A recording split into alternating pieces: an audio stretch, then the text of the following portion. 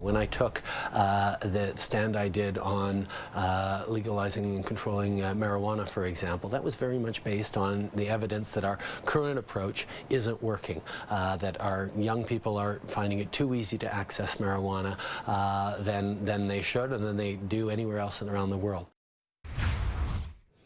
How do we take an evidence-based approach to what we do with marijuana going forward?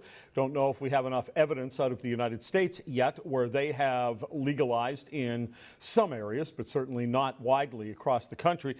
Joining me from the West Coast, a person well known on this issue, Jodie Emery. Jodie, welcome. Thanks for having me. How does Justin Trudeau take an evidence-based approach? Because we don't have a clue really what he wants to do. He won't really articulate any policy. Well, it seems to me that for a number of years, the Liberal Party has been listening to the calls from the public to legalize marijuana, and they've been looking for any evidence to back up that idea, whether it would be good or bad for the general public at large. And based on law enforcement, judges, all sorts of factors, the Liberal Party has come to conclude that legalization is the only option. Now, legalization doesn't mean one set policy, so the actual model that would take place is up in the air. We don't know yet, but we do know that the Liberal government or the Liberal members of Parliament have been looking at legalization in Colorado and Washington, but now we also have Alaska, Oregon, and Washington, D.C. proposing and passing legalization, so there are many models to choose from. Well, when you say evidence-based, I mean, that's a wide range of things. If you are, as you said in the beginning there, Jodie, listening to the public, you're making a political decision. That's political evidence. This thing will fly politically.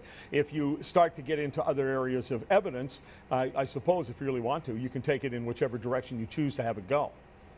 That's true. Anyone can find information to back up their positions. So when you're looking at marijuana, however, we know that in the United States and Canada, their measurable harm is not really visible. Most people know marijuana users, and they know that marijuana doesn't cause nearly as much harm as other legal substances. So sure, the public opinion is one part of it, but when you're looking at statistics such as the tax dollars being spent arresting people and putting them in prison, and whether that has any measurable effect, it doesn't. And when you're looking at the medical side of things, the scientific proof that people who are suffering actually find relief from using marijuana, that's proof, and those people should not be put in prison.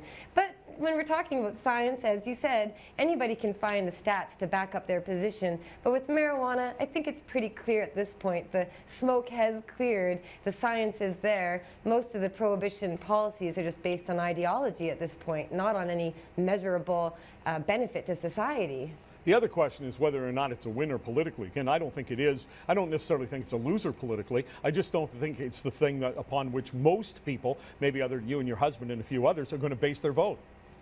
True. So that's why we need to talk about what legalization means. The Liberal Party doesn't want to legalize pot so Canada can have a bunch of peaceful hippies smoking away. The reason the Liberals want to legalize marijuana is so we can save billions of tax dollars currently being spent on policing and prisons and court cases, and we can put that money towards healthcare or education or anything better than wasting it the way it is right now. I mean, that's something that Canadians could probably agree with. We're taxed at nearly 46% of our income, most Canadians, and our money is being wasted and we keep getting asked for more. So when it comes to talking about marijuana legalization, it represents billions of dollars in savings of our tax dollars currently being wasted, but it also represents billions of dollars in jobs, in revenue, in Canadians getting positions, doing branding and logos and all sorts of work that's related to marijuana the same way any other industry creates jobs. So Canadians might not care about marijuana legalization as the #1 issue,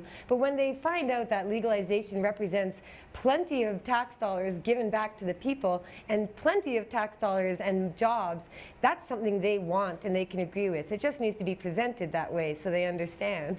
Well, I'm not sure that we would just automatically get this rosy scenario where we get all of our law enforcement tax dollars back, Jodie, because there's also evidence to indicate that perhaps differently than alcohol, legalization of marijuana would act very much like the legalization of cigarettes, in which case there would be much more of a black market as well.